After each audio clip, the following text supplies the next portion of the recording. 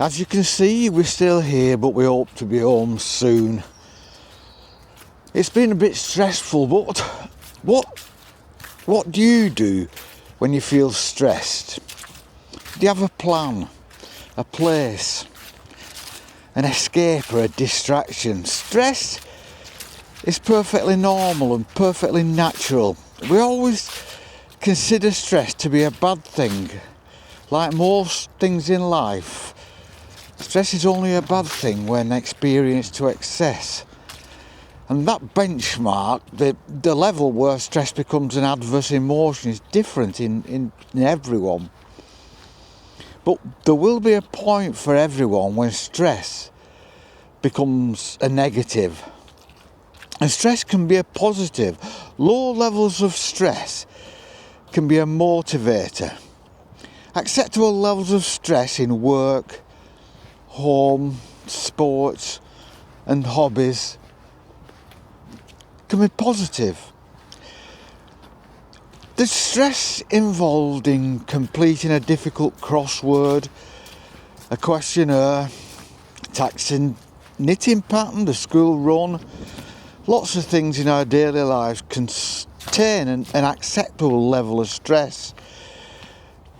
You may not consider it stress, but that's what it is, a little low level form of stress that drives you on to complete a task.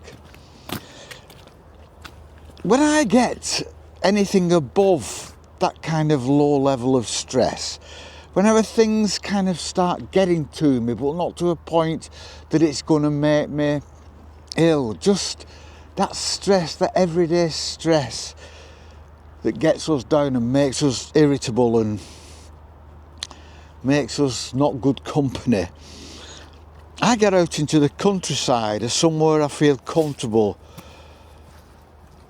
But why, if I get out into the countryside, am I walking beside these 300 and 400 year old houses? Why is this helping to relieve the stress that's building up at the moment, quite naturally, with all the coming and going that I'm doing as I deal with like a little obstacle in my life? A quite natural little obstacle, but one that can cause a raised level of stress.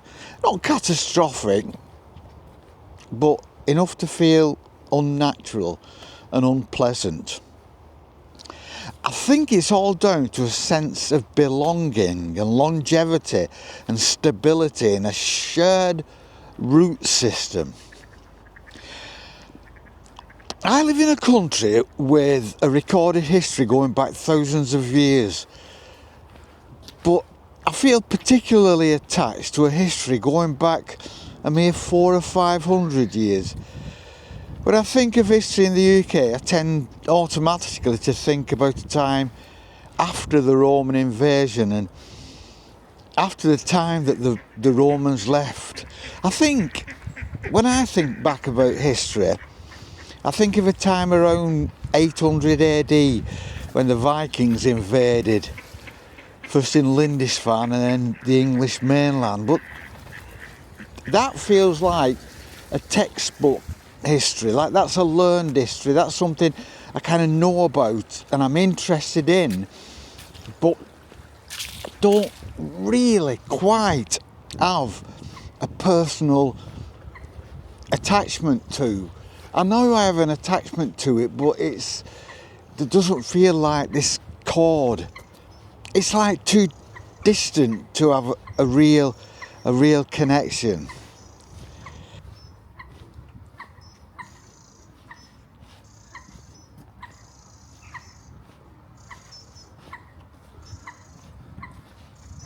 This is what I feel attached to, these 400-year-old buildings, all still standing, still someone's home. And with a bit of luck and good management, someone's home well into the future. We've got a long and turbulent history here in the UK. Other countries like the US may appear not to, but of course they have.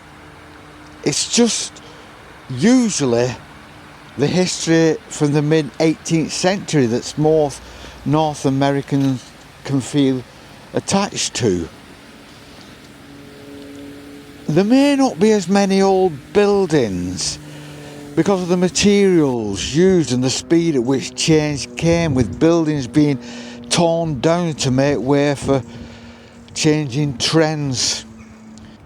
But there's still that security in longevity and age and reverence that goes with older buildings.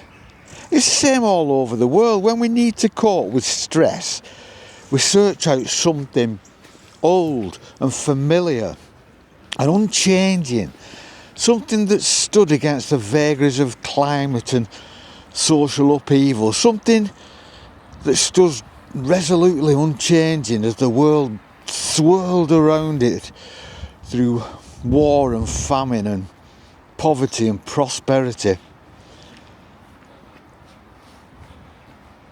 That's what these solid, dark-eyed old houses give me, a sense of permanence and security through the roots that go back just long enough for me to feel my roots are part of the same system.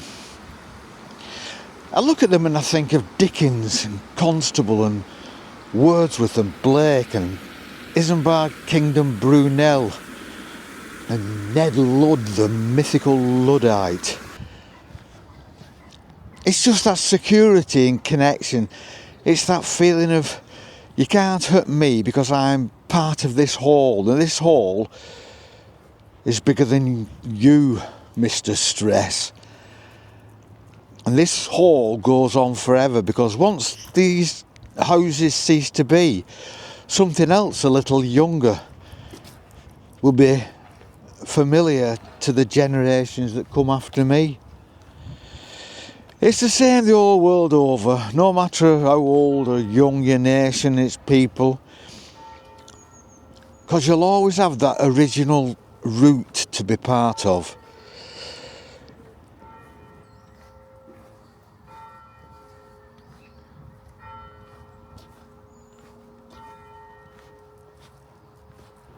It's nice to get out and stand amongst things that have existed through huge upheavals, far greater than anything that you'll experience. And that's why I'm here.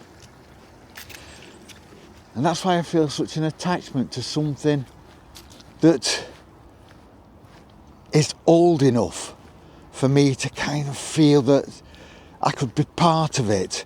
I could adapt to it. I could move into any of these houses and just live, even if they were remain just as they were when they were built.